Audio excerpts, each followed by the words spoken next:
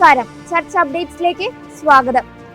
ആഗോള സീറോ മലബാർ സഭയുടെ തലവനും SMCA കുവൈറ്റിന്റെ രക്ഷാധികാരിയുമായ major archbishop Mar Raphael Thattil പിതാവിനെ അബ്ബാസിയയിലുള്ള SMCA ആസ്ഥാനത്ത് വെച്ച് ഊഷ്മളമായ സ്വീകരണം നൽകി.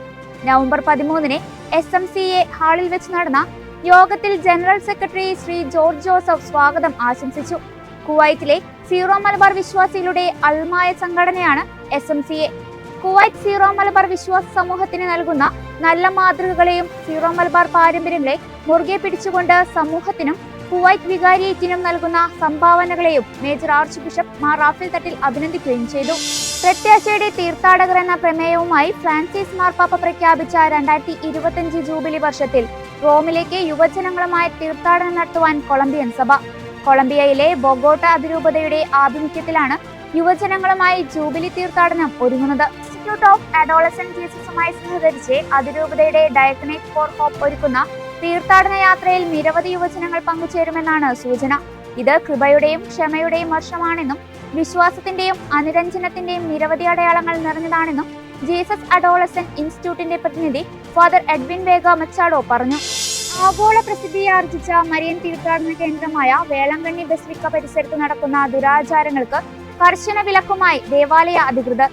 ലക്ഷക്കണക്കിന് വിശ്വാസികൾ ഓരോ വർഷവും എത്തുന്ന തീർത്ഥാടന കേന്ദ്രത്തിൽ ഭവന നിർമ്മാണത്തിനും പുതിയ ബിസിനസ് അഭിവൃദ്ധിപ്പെടുന്നതിനും താഴും കൂട്ടും കിട്ടുന്നത് ഫലപ്രദമാണെന്ന വിധത്തിൽ നേരത്തെ മുതൽ പ്രചാരണം നടന്നിരുന്നു.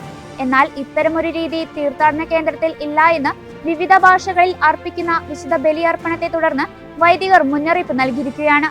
2021 മുതൽ അനാചാരങ്ങൾക്കെതിരെ തീർത്ഥാടന കേന്ദ്രം നിലപാട് കടുപ്പിച്ചിരുന്നു. മെക്സിക്കോയിലെ വെരാക്രൂസിലെ എസ്പിനാൽ മുനിസിപ്പാലിറ്റിയിലെ എൻറ്റബ്ലോഡറോ കമ്മ്യൂണിറ്റിയിലെ ഗ്വാഡലൂപ്പിലെ അവർ ലേഡി ഇടവകയ്ക്ക് സമീപം 2 കുട്ടികളെ വെടിവെച്ച് കൊലപ്പെടുത്തിയ സംഭവത്തിൽ അനുശോചനമറിയിച്ച് കത്തോലിക്ക സഭ. നവംബർ 9 കൊല്ലപ്പെട്ട സഹോദരങ്ങൾ ഇടവകയിലെ അൾത്താര ബാലന്മാരാണെന്ന് പ്രാദേശിക മാധ്യമങ്ങൾ വെളിപ്പെടുത്തി. മെക്സിക്കോയിലെ സഭയ്ക്കെതിരായ അക്രമങ്ങൾ സൂക്ഷ്മമായി നിരീക്ഷിക്കുന്ന ഒരു സംഘടനയായ കാത്തലിക് മൾട്ടിമീഡിയ സെന്ററും ഇക്കാര്യം സ്ഥിരീകരിച്ചു.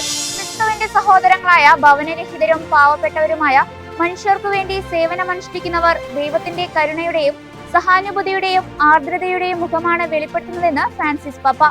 തന്റെ പുത്രന്റെ വേദനകളിൽ ചേർന്നു നിന്നിരുന്ന പരിശുദ്ധ അമ്മ ക്രിസ്തുവിനെ എന്ന പോലെ ദുരിതം അനുഭവിക്കുന്ന എല്ലാ മനുഷ്യരെയും ചേർത്ത് പിടിക്കുന്നുണ്ടെന്നും പാപ്പ കൂട്ടിച്ചേർത്തു. ക്രിസ്തുവിന്റെ മാതൃകയിലുള്ള സേവനം വഴി മനുഷ്യരുടെ അന്തസ്സും പ്രത്യാശയും തിരിച്ചു നൽകുന്ന സേവനം തുടരാനും പാപ്പ ആവശ്യപ്പെട്ടു. ഇതോടെ ചർച്ച് അപ്ഡേറ്റ്സ് പൂർണ്ണമാകുന്നു. നന്ദി.